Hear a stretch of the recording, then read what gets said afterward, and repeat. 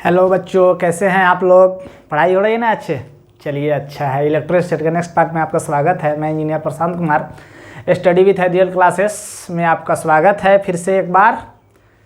तो हम कल पढ़े थे विद्युत फ्लक्स और आज उसी का हम देखने जा रहे हैं एक बहुत बड़ा इंपॉर्टेंट चीज़, गॉस थ्योरम। गॉस थ्योरम एक ऐसा थ्योरम है जिससे हमको विद्युत क्षेत्र निकालने में मदद करेगा और बोर्ड में 5 नंबर एकदम गारंटेड फिक्स है। इसमें 3 तरह के क्वेश्चन आते हैं। पहला कि गॉस थ्योरम क्या है, गॉस थ्योरम को कैसे डिराइव कर सकते हैं, उसका डेरिवेशन पूछा जाता है। दूसरा पूछा जाता है कि गॉस लॉ का एप्लीकेशन, जिसमें पूछ देगा आपसे कि गोला के कारण विद्युत क्षेत्र क्या होता है, या बेलनाकार चाला के कारण क्या होता है, या चादर या सीट की वजह से क्या होता है। दूसरा होता है कि गॉस थ्योरम से ही आप कूलम के नियम को प्राप्त करें।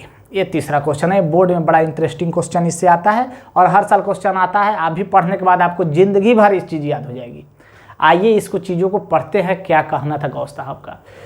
गॉस साहब का कहना था कि विद्युत क्षेत्र में किसी बंद तल से होकर गुजरने वाले, किसी भी बंद तल से गुजरने वाले कुल विद्युत फ्लक्स, माने कुल विद्युत फ्लक्स, तल के भीतर उपस्थित कुल आवेश की 1/ε0 1/ε0 गुना होता है।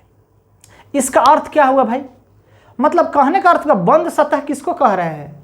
एक चीज कान खोल के आप लोग सुन लीजिए कान खोलने पर हंसिएगा नहीं, मजाक है।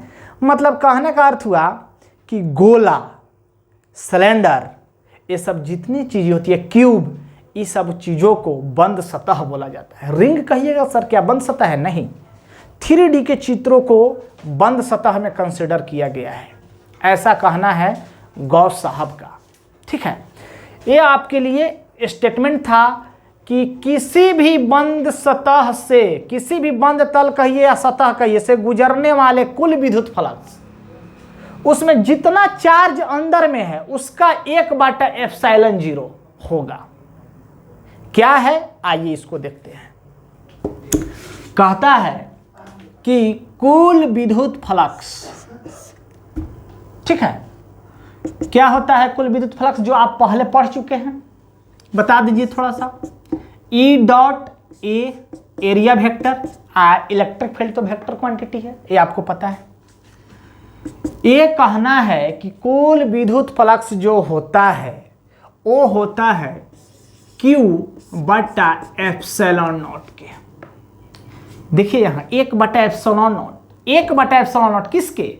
उसमें कुल विद्युत आवेश के अंदर में जो उपस्थित है उसके भीतर में, तो उसके भीतर में उपस्थित है, यानी यहाँ क्या लिख दे, इनसाइड, माने अंदर में। ठीक है, अब यहाँ पर ये विद्युत फ्लक्स का ये परिभाषा आप कल जानते थे, लेकिन आज एक नया टर्म मिल गया आपको, Q inside/ε0। एक इनका कहना है, गॉस का, गॉस साहब का। तब क्या है इसमें एक बार और देखिए।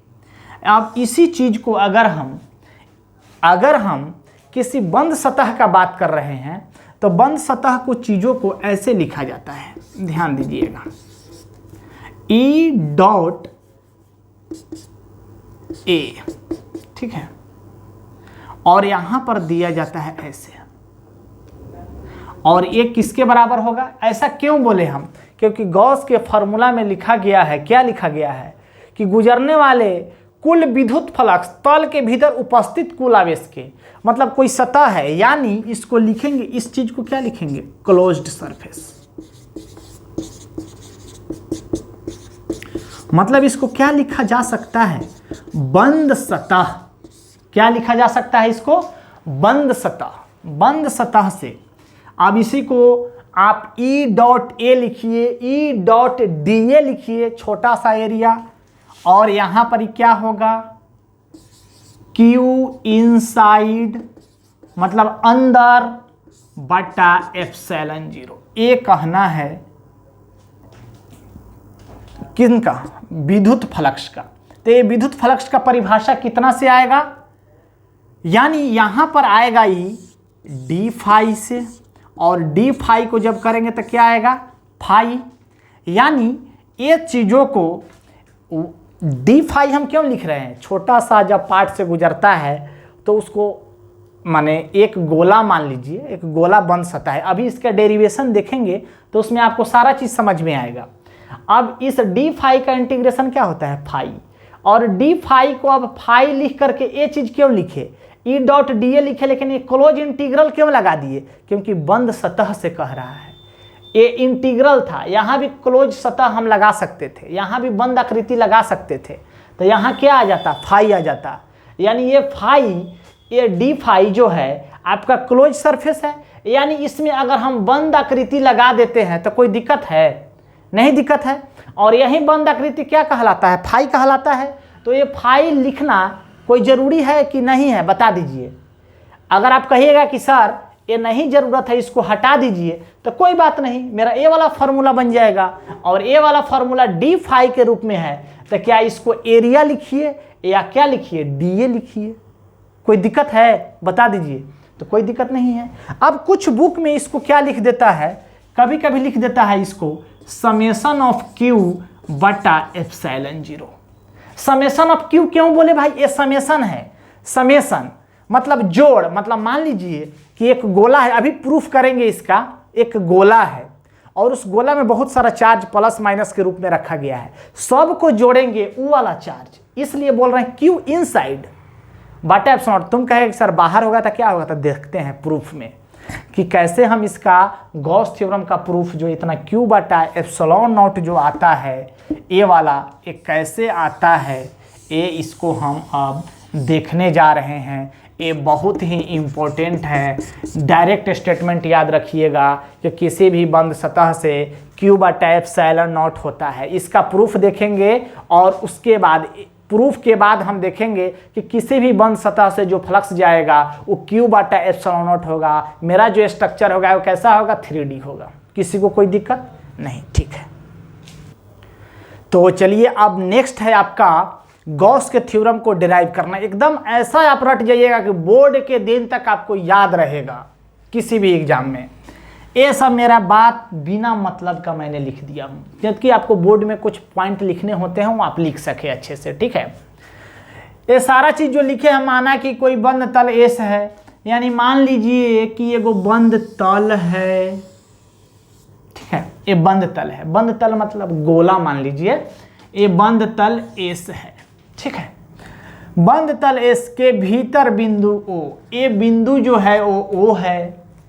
बिंदु पर कोई आवेश स्थित है, यहाँ पर जो चार्ज स्थित है वो प्लस क्यू है स्थित है। इस तल के बहुत छोटे क्षेत्र, अब मान लो तुम कहेगा कि सर छोटे क्षेत्र, अभी बोले हैं ना कि ई डॉट ए कहो, ई डॉट डी ए कहो का क्लोज इंटीग्रल हमेशा लिखना है। 3D के चित्र को क्लोज बंद सतह बोलते हैं, वो जो क्यू बटा एप्सिलॉन नॉट होता है। पहले आप जानते थे कि विद्युत flux E dot D A होता है, ई डॉट ए होता है, लेकिन गॉस साहब को समझने के बाद आप समझने लगे कि ओ किसी भी बंद आकृति जो फ्लक्स होता है क्यू इनसाइड बटा एप्सिलॉन नॉट होता है, माने चार्ज अंदर में कितना बटा एप्सिलॉन नॉट, ये आप जान गए।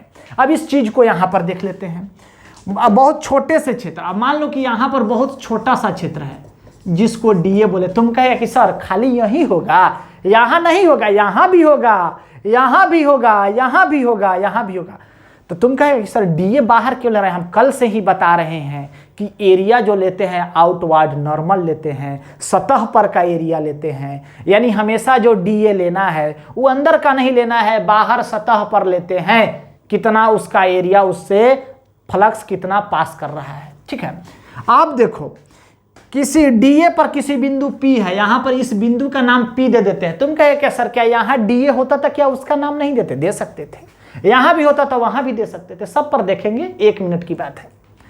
पी बिंदु पर ओ से दूरी आर है। अब यहाँ से इसकी दूरी जो है वो आर है। अब यहाँ पर देखते हैं इसका विद्युत क्षेत्र की दिशा किधर होगा। तो प्लस चार्ज हमेशा धक्का देता है बाहर की तरफ, बाहर की तरफ, यानी इसका डायरेक्शन इलेक्ट्रिक फील्ड का इधर होगा। तुम कहेंगे सर ये क्या है, ये लंबवत है, क्योंकि कोई भी चीज़ सेंटर से मिलाओगे तो वो केंद्र परपेंडिकुलर ही होगा ना, लंबवत ही होगा ना। तो यहाँ से ये जो चीज़ हो जाएगा ये लंबवत हो जाएगा। और ई का डायरेक्शन बाहर की तरफ क्यों हुआ, क्योंकि इस प्लस चार्ज की वजह से इधर चला गया। डीए इसी पर है, इसी पर डायरेक्शन में है, डीए इधर है। क्यों, क्योंकि हमेशा सतह के लंबवत लेते हैं डीए को। ये बात आपकी क्लियर हो गई। अब आप जानते हैं कि फ्लक्स बराबर होता है ई डॉट क्या, ई डॉट डी ए। तुम कहेगा ई डॉट ए, अरे भाई ई डॉट ए पूरा एरिया के लिए, छोटा एरिया के लिए E dot D A, vector, सदिश वेक्टर, ठीक है। अच्छा थीटा यहां पर कितना है, 0 है, क्योंकि ए और ई एक ही पर है, यानी यहां पर क्या हो जाएगा, ई और डॉट हटेगा तो क्या होगा, D A cos 0 degree, cos theta, और कॉस 0 का मान क्या हो जाएगा, यहां लिख देते हैं कॉस थीटा, और उसके बाद क्या लिखेंगे, ई कॉस 0 का मान 1, यानी ई डी ए, ठीक है, ई डी ए फ्लक्स यहां पर हो गया, यानी कुल flux E dot D A होता है, ए यहां हो गया, ठीक है।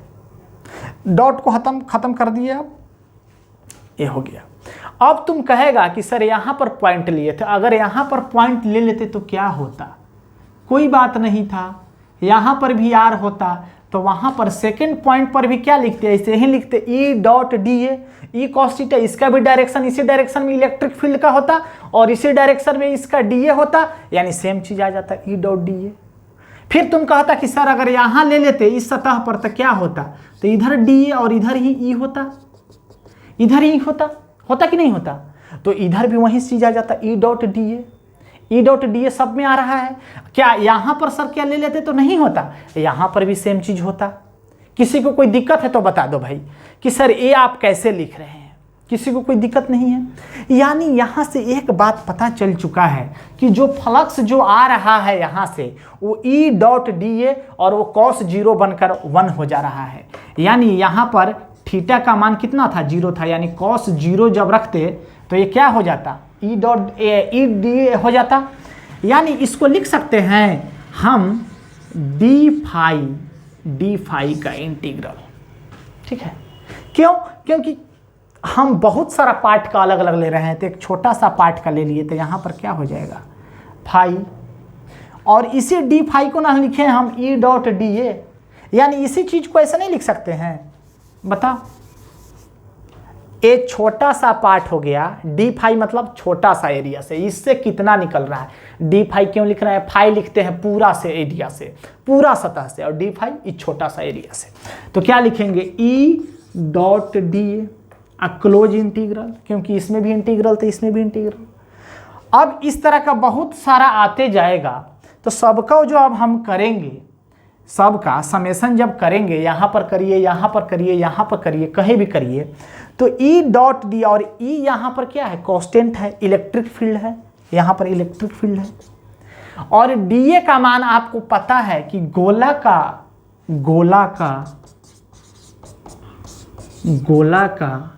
एरिया क्या होता है, 4 पाई आर स्क्वायर होता है, ए वाला होता है डी ए। सबको तुम कहेगा कि सर डी ए कैसे हो जाएगा, तो सबको समेशन करते चले गए,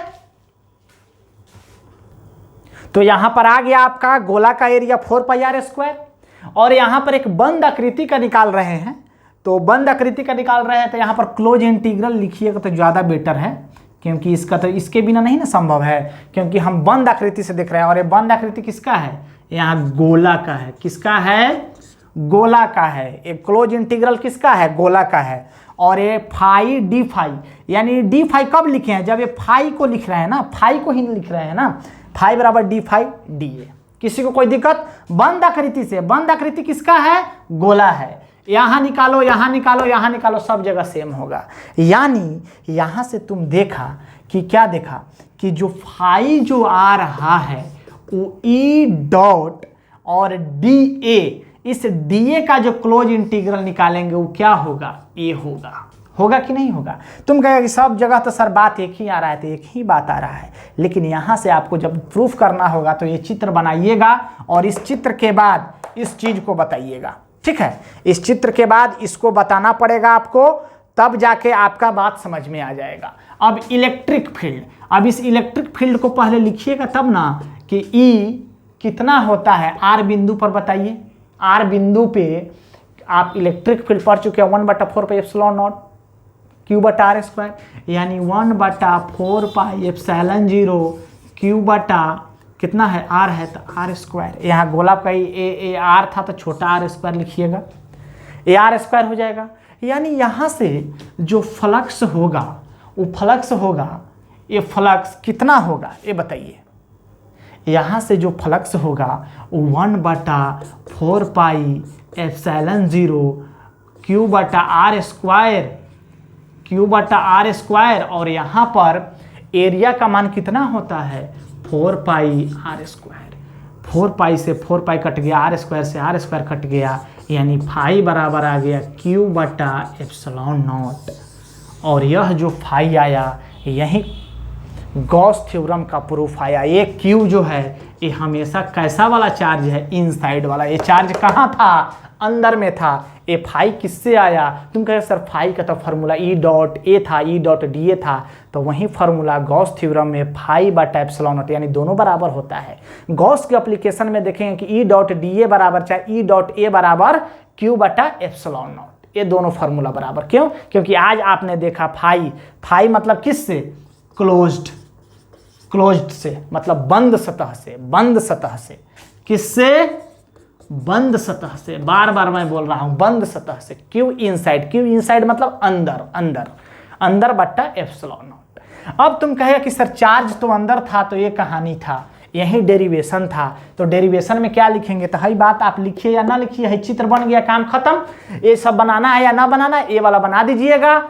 और एक बात है तो आपको पता है, ये वाला बात लिखिएगा, उसके बाद डेराइव कर दीजिएगा, ठीक है। अब आवेश स्पेशल केस में अगर आवेश अंदर होगा, ये तो अंदर था, अब बाहर होगा तो क्या होगा, अभी देख लेते हैं तुरंत। तो गॉस थ्योरम को बहुत अच्छा से आपने डेरिवेशन समझा। कुछ नहीं था, 2 मिनट का डेरिवेशन था और 2 मिनट का परिभाषा था, और ये 5 नंबर आपके एग्जाम में डायरेक्ट आता है प्रूफ। तो अब एक विशेष अवस्था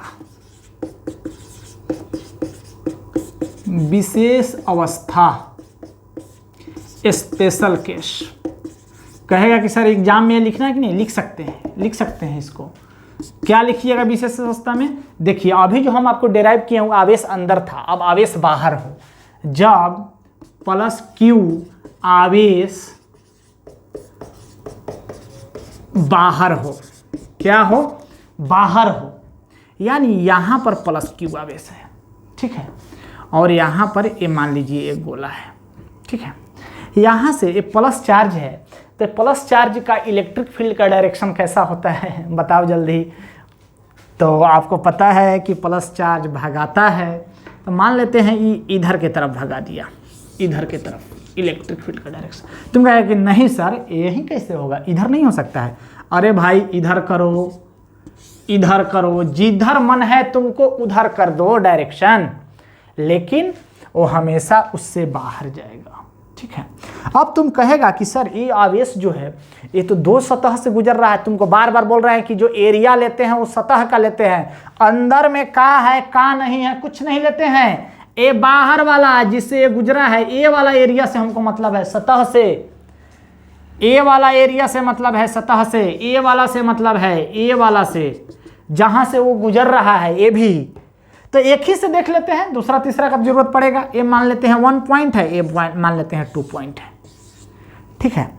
और यहाँ पर ये बताओ कि एरिया का नाम DA है छोटा एरिया, तो इसको मान लेते हैं 1, और ये 2 वाला है तो इसके एरिया का नाम क्या होगा DA2। तुम कहता सर ए वाला के लिए तो DA3 मान लो, A4 मान लो, A5 मान लो, A6 मान लो। 2 को जो चीज समझ में आ गया तो सबके लिए तो वही कहानी होगा ना। बार बार मैं स्पेशल केस बता रहा हूं, जब आवेश बाहर स्थित हो। इस केस में क्या होगा, कि विद्युत फ्लक्स लिखते हैं, विद्युत फ्लक्स इस केस में क्या होगा बताइए, E.dA, यानी विद्युत फ्लक्स 1 पर, कहां पर लिखने जा रहे हैं, विद्युत फ्लक्स 1 पर क्या होगा E.dA1, ठीक है। अब इसको क्या लिखेंगे, एरिया वेक्टर में जब ये बदलेगा तो ये देखो एरिया का भी डायरेक्शन इधर ही है और ई का भी यहाँ है, यानी यहाँ थीटा का मान कितना है, यहाँ थीटा का मान कितना है 0 डिग्री है, यानी E डॉट, यानी डॉट हटेगा तो DA1 cos 0 लिखते हैं, cos 0 का मान 1, यानी EDA1 हो गया। किसी को कोई दिक्कत?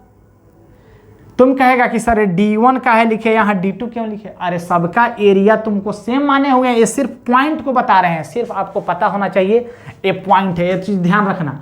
ये सब जो है ना इसी को हटा देते हैं सिर्फ।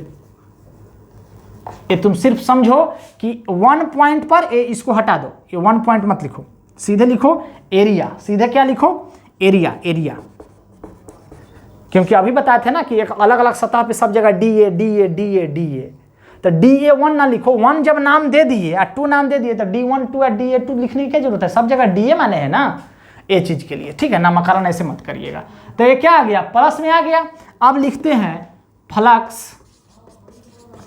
फ्लक्स 2 पर, यहाँ दूसरा बिंदु पे याद करो कि इसका एरिया, इलेक्ट्रिक फील्ड इसके बाहर की तरफ है, इलेक्ट्रिक फील्ड का डायरेक्शन